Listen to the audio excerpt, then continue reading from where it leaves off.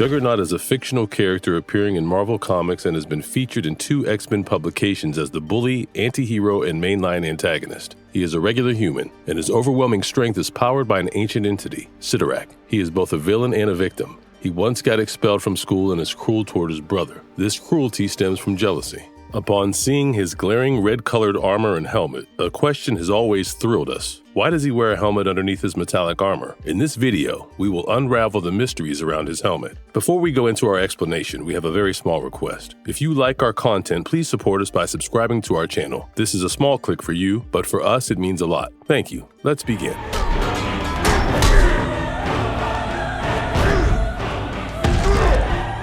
How did Juggernaut get his armor and helmet? Cain Marko, the most daunting and formidable character in the X-Men, is stepbrother to Charles Xavier. The 2 brothers hated each other because their father was biased towards Charles. The brothers worked in the U.S. Army. While fighting in the Korean War, Charles and Cain went into a cave during exploration, and the place caged the Temple of Cyttorak, a powerful, mysterious deity. Cain excavated the Crimson Stone, and he got his powers upon touching it. He was turned into a human Juggernaut. He never gets tired, never grows old, and has remained a threat in the Marvel Universe. Juggernaut has excellent speed and momentum, making stopping or changing directions difficult once set in motion. That was how Hulk got the upper hand, by tiring him of changing directions again and again. Juggernaut wears an armor that he can summon at his will. The armor comprises a helmet and skull cap that he wears under his other helmet. It is made from a mystical metal belonging to the Crimson Cosmos. However, the nature of his suits has changed over the years. Some versions of the armor have made him even more powerful. It also creates an invisible force field around him that protects his body while on the run. The original red-colored armor was the uniform that an avatar of Cyttorak used to wear. His armor suit was initially created in the Empire of Cyttorak. Juggernaut got his skull cap at some point later. His legendary suit is precisely as impenetrable as him. But what makes his armor so great as a shield? The most mysterious of all the deities of black magic gave him his powers, including fierce strength and durability, and the armor. It makes him invulnerable to any kind of physical attack. He does not need food or air to survive. The original armor, which was red, is popularly identified as Crimson Cosmos armor. In the comic book Uncanny X-Men by Chuck, Phillip, and Avalon, the usual red-colored armor was replaced, and Juggernaut fought with the X-Men in a black suit with golden touch given to it. The suit had golden boots, a belt, and an unknown lining of gold metal around his hands, while the entire suit covering his head and body was black. Then follows the Thunderbolt armor.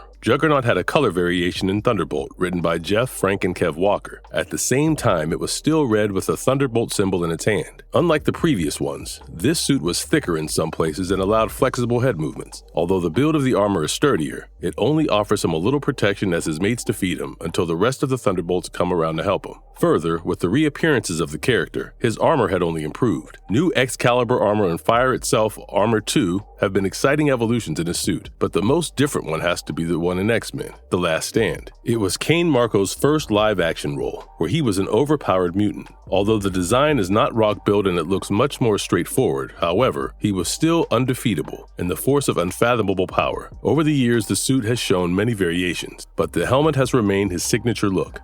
Why does he wear a helmet underneath his actual helmet? With his body being impregnable and indestructible, he still has weaknesses. The primary and highlighted one is mental attacks. His body radiates and apparently oozes all the great powers he got from the demon deity Cyttorak, but his mind is relatively fragile and prone to psi energy. When Marko got his powers and became a Juggernaut, his ultimate motive was to destroy his stepbrother Professor Xavier, Charles, and everything he ever cared about, including the mutant group of the X-Men. In the comic book Uncanny X-Men by Chris Claremont, we see a few X-Men members looking forward to a jolly day off when they encounter a disastrous threat, the Juggernaut. The X-Men members Rogue, Dazzler, and Psylocke leave their comfort zone and fight him. Dazzler tries to remove his vision with his light-projecting powers, and Rogue takes away his strength to rip off the helmet from his head. Once the helmet is off, we see something unpredictable. He had a metal skull cap under the helmet. However, the X-Men members could stop him firstly by removing his helmet and then ripping off the skull cap. Even though Juggernaut is defeated in the end, wearing a skull cap under the helmet allows him to resist stiffly for some time. That gave his opponents a tough fight. The double protection helps him to combat the telepathic attacks, as that is how you can stop Marko when fighting face-to-face. Even if the helmet is removed, he can still be protected.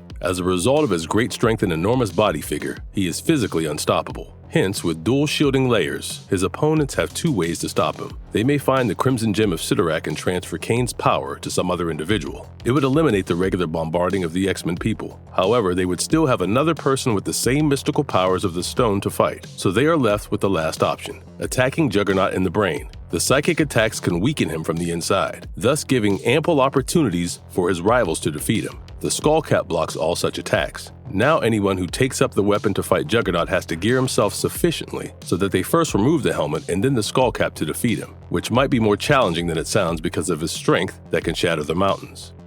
Juggernaut truly cares for his armor and helmet when your entire existence depends on a helmet that can be taken away from you. Obviously, you would take extra care of it. For Juggernaut, his helmet is genuinely the only thing he cares about in the world, and he would die otherwise. The evident reason behind Marco's value and care for his armor is because of the power and protection it provides. Ever since Marco was a child, he has felt weak, alone, fragile, and prone to damage. His mother died at a young age, and he was left in the care of his father, who always favored his stepbrother. Juggernaut was a normal, bullied and beaten up kid before becoming one of the Marvel Universe's mainline antagonists. His stepbrother was better than him in everything. Once Marco aroused Charles to a fight, the telepath, his brother, severely beat him up. That was why he could not let the most crucial thing for his survival go. He would go beyond the world's edge to keep the helmet intact. Wearing his armor with the helmets makes him feel he could beat the other guys exactly how he was beaten up when young. It makes him more of an anti-hero than a true menacing villain. Even in Juggernaut number 1, Marco mentions, "I know what it feels like to be helpless."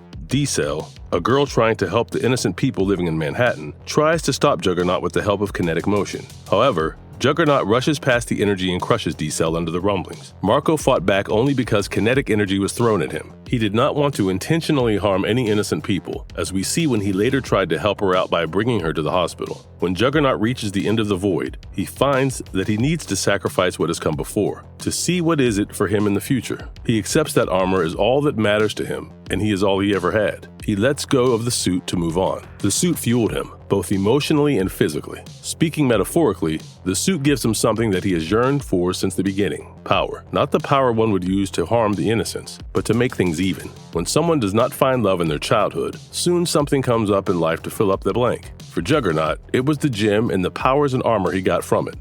Can his helmet be removed? If there is a Juggernaut of tremendous strength, then there is also Hulk. Unlike Juggernaut, when Hulk gets angry, he gets scarier and stronger. Hulk uses both his wit and strength to defeat Marco. Since Marco has unstoppable momentum, one of the easiest and quite humorous ways to stop him would be getting out of the line when he is wholly in motion. That is how Hulk defeats him, redirecting him repeatedly and spinning him around in circles. The same happens in X-Men: The Last Stand. You may redirect his momentum and run him into something rock solid. Although Juggernaut had superhuman abilities and strengths, Spider-Man once made Juggernaut feel powerless. Another good way is to trap him inside something unshakable, hardened, and bulletproof. Marco witnessed the most shabby defeat at Spider-Man's hands when he left Marco in wet cement. He was trapped there for a year. So yes, wet concrete or cement may work, though it is not durable. The last and most common would be removing his helmet and skullcap and attacking him using telepathic powers. Yes, it is a task, but it can be done. Professor Xavier had a group of mutants assembled with him to fight the demonic powers that Juggernaut possessed.